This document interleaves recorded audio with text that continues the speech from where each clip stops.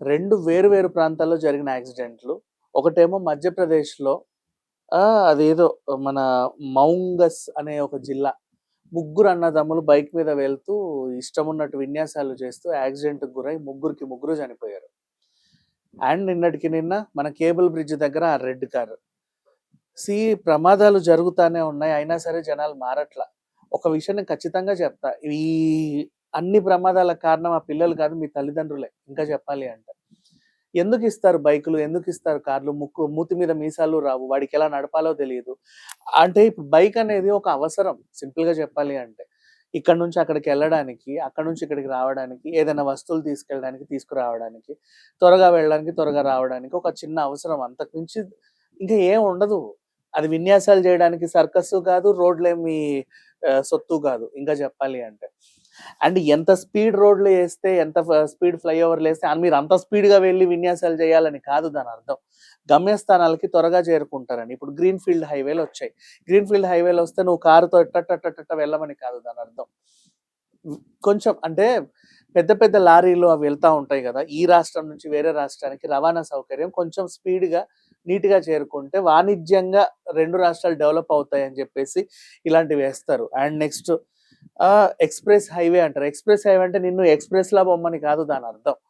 ఆ హైవే మీద ఒక నిర్ణీత స్పీడ్స్ వాళ్ళు నిర్ణయిస్తారు. ఆగకుండా అలా వెళ్తారు అంతే. అంటే ట్రాఫిక్ జామ్‌లేం ఉండవు. దాన్నే ఎక్స్‌ప్రెస్ హైవే అంటారు. ఆగకుండా వెళ్ళేదే ఎక్స్‌ప్రెస్ హైవే. అంతేగాని నిన్ను ఎక్స్‌ప్రెస్ వేలో దూసుకెళ్ళమని దాని అర్థం కాదు. మీరెందుకు ఇలా అర్థం చేసుకుంటున్నారు? అండ్ పోనీ అర్థం చేసుకుంటే చేసుకు చచ్చారు.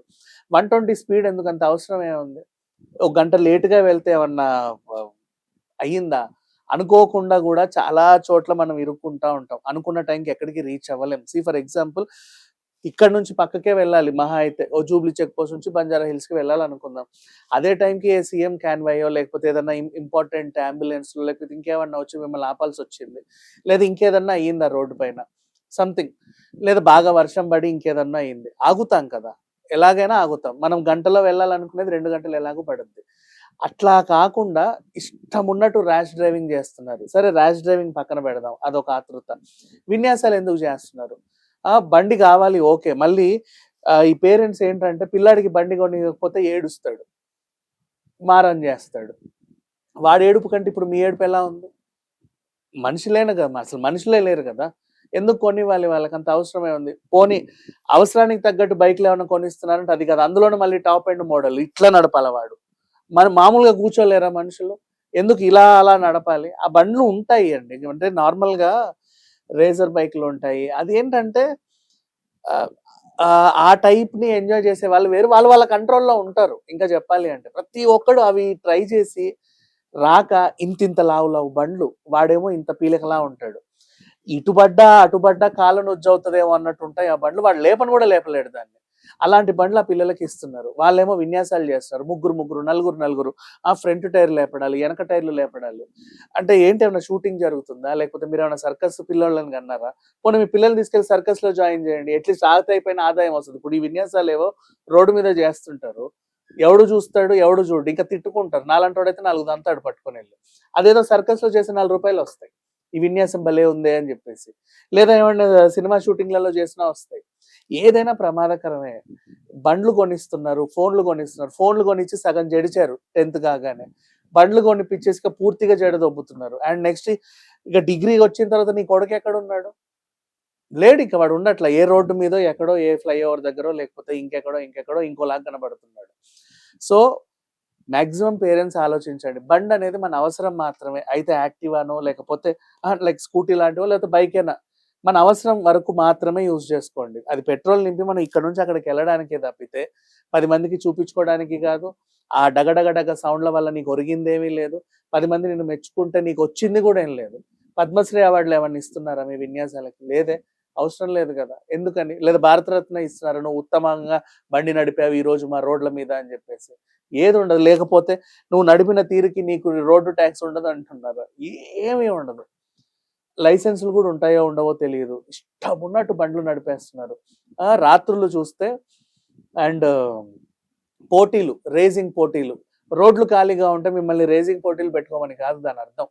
ఆ టైంలో ఇంటికెళ్ళి జావండని. ఎందుకంటే అది రాత్రి. ఇంట్లో మళ్ళీ తెల్లారిన తర్వాత ఆ రోడ్డు బిజీ అవుతది. మీకోసం ఏదో ఒక ఏర్పాటు చేసిన వెన్యూ కూడా కాదది. అండ్ కార్ల విషయంలో కూడా అంతే. తాగి నడుపుతారు కొంతమంది. మందు తాగి నడపడమే పెద్ద విషయం కాదు. తాగకున్నా కూడా ర్యాష్ డ్రైవింగ్ చేసినా కూడా నువ్వు రోడ్ టెర్రరిస్ట్‌వే. నీ వల్ల ఇంకొకరు చనిపోతున్నారు గదా! హిట్ అండ్ రన్ కేసులలో ఎన్నెన్నున్నా ఉన్నాయి. రోడ్ మీద ఎవరో పడుకొని ఉంటారు. వాళ్ళకి తెలీదు అక్కడ పడుకుంటే నీలాంటోడు ఒకడొచ్చి ఇలా తొక్కుతాడని. Nobody nose. కాబట్టి వీలైనంత వరకు రాత్రులు పిల్లల్ని బయటికి పంపకండి. అండ్ అవసరం ఉంటే తప్ప బండ్లు కొనివ్వకండి. అసలు వాళ్ళ చావుకు కారణం మీరే. ఇంకా నేను చెప్పాలి అంటే ఔట్ అండ్ ఔట్ మీరే. నువ్వు కొనిస్తున్నావు కాబట్టే వాడు ఇష్టం ఉన్నట్టు తయారవుతున్నాడు. కొనివ్వకపోతే అలుగుతాడండి. అలగనివ్వండి. తప్పేముంది? వాడు అలక ముఖ్యమా? లేకపోతే ప్రాణం ముఖ్యమా మీకు? ఎప్పుడు ఎవరికి ఇప్పుడు నిన్న జరిగిన ప్రమాదాల గురించి నేను ఇంత మాట్లాడుతున్నా. అంతకుముందు గూడా మొన్న ఉప్పల్ రింగ్ రోడ్ దగ్గర గూడా నలుగురు పిల్లలు కార్‌లో. నలుగురికి నలుగురు. నెక్స్ట్ మళ్ళీ ఫ్లైఓవర్‌ని ఢీకొట్టింది. అండ్ మన మంత్రి కోమటిరెడ్డి గారి అబ్బాయి. పెద్ద పెద్ద వాళ్ళ స్టోరీలు విన్నా మారట్లా. మామూలుగా పేపర్‌లో వచ్చే కథనాలు విన్నా మారట్లా. అండ్ నెక్స్ట్ ఇప్పుడు మొన్న వేమూరి ట్రావెల్స్ బస్సు ఎందుకు తగలబడింది? ఒక తాగుబోతు బండి నడిపి, వాడు రోడ్డు మీద పడ్డ పాపానికి ఆ బస్సు తగలబడిపోయింది. ఆ బస్సు ప్రాబ్లమ్ ఏం లేదు యాక్చువల్‌గా. అది యాక్సిడెంటల్. సమ్ టైమ్స్ ఏం జరుగుద్దో మనకు తెలీదు. వీళ్ళంతా రోడ్ టెర్రరిస్టులు. నువ్వు తాగి రోడ్డెక్కావా, తాగకుండా ఎక్కావా కాదు. నువ్వు బండి మీద విన్యాసం చేసావంటే చాలు నువ్వు రోడ్ టెర్రరిస్ట్‌వే. నీ వల్ల నీకు ప్రమాదమే. అండ్ నువ్వు అనుకోకుండా వాళ్ళకో, వీళ్ళకో తగిలితే వాళ్ళకి ప్రమాదమే. చిరు వ్యాపారులుంటారు. చిన్న చిన్న బండ్ల మీద ఏవో పెట్టుకొని అమ్ముకుంటా ఉంటారు. నువ్వొస్తావు ర్యాష్‌గా టపేల్‌మని వాళ్ళకి గుద్దేస్తావు. వాళ్ళు ఎగిరి పడతారు. ముసలోళ్ళుంటారు. చిన్న పిల్లలుంటారు. ఒక్కసారి ఆలోచించండి. పిల్లలకి ఎప్పుడైనా సరే తల్లిదండ్రులకే చెప్పాలి. ఇంక పిల్లలకి చెప్పాల్సిన అవసరం ఎందుకంటే వాడికి గావాల్సింది బండే. నువ్వు అన్నా వాడికి బండే గావాలి. ఎందుకు నడుపుతున్నారు? పద్ధతిగా నడుపుతున్నారా? పద్ధతిగా వెళ్తున్నారా? అండ్ ఒకటికి 2 సార్లు బయటికెళ్ళిన పిల్లలకి ఫోన్‌లు చేయండి. బాబు ఎండ ఎక్కువుద్ది జాగ్రత్తగా వెళ్ళు. లేదా రోడ్లు ఖాళీగా ఉంటే స్పీడ్‌గా వెళ్ళకు. లేదా వర్షం పడుతుంటే ఎక్కడన్నా గతుకులుంటాయి చూసుకో. రోజుకు 4 సార్లు చెప్పండి. తప్పేముంది? నోరే గదా! ఓ 4 అంటే వాడికి తెలుసులే అంత చాటంత ఎదిగాడు. ఎవడికి ఏమీ తెలీదు. రోడ్డెక్కిన తర్వాత ఎవడు మనిషిలా బిహేవ్ చేయట్లా. సో, వీలైనంత వరకు బండ్లు పిల్లలకి ఇచ్చేటప్పుడు ఒక్కసారి చూసుకోండి. ఇప్పుడు ముగ్గురికి ముగ్గురు చనిపోయినా, ఇద్దరికిద్దరు చనిపోయినా, ఎవరికి ఎక్కడ ఏమైనా సరే రేపటి రోజు ఏడ్చేది మీరే. వాడు అలిగాడు గదా! అని చెప్పి 3,00,000, 4,00,000 పెట్టి బండి కొనిస్తాడు. 3,00,000 బండంటే వాడు రూ. 1,00,000 బండి పోయినట్టు నా బండి పోవద్దని వాడు ఫీల్ అవుతాడు. ఆ రూ. 1,00,000 బండి ఇట్లా పోతే వీడు 3,00,000 బండి ఇట్లా పోవాలి. ముందు టైర్ పైకి లేవాలి. వాడికి అది వస్తున్నాయి ఆ థాట్‌లు మరి. ఇట్లాగే ఉంటారు. ఇంకా వాళ్ళ ఫ్రెండ్స్ గూడా వాళ్ళని "ఒరేయ్! నీ బండి చాలా బావుంది. దాని విన్యాసాలు చూపించు" అని అడుగుతారు. దాన్ని వాడు ఇంకా ఏదో అటు తిప్పి, ఇటు తిప్పి స్కిట్‌లు చేసి, "ఏమీ అక్కర్లేదు. మిమ్మల్ని ఎవరు మెచ్చుకోరు. మీకేం అవార్డులు రావు, రివార్డులు రావు. వీలైనంత వరకు బండ్లు అవసరానికి మాత్రం వాడుకోండి." ఈవెన్ కారైనా సరే ఇట్స్ ఎ నీడ్. అంతే. అది లగ్జరీ ఏం కాదు.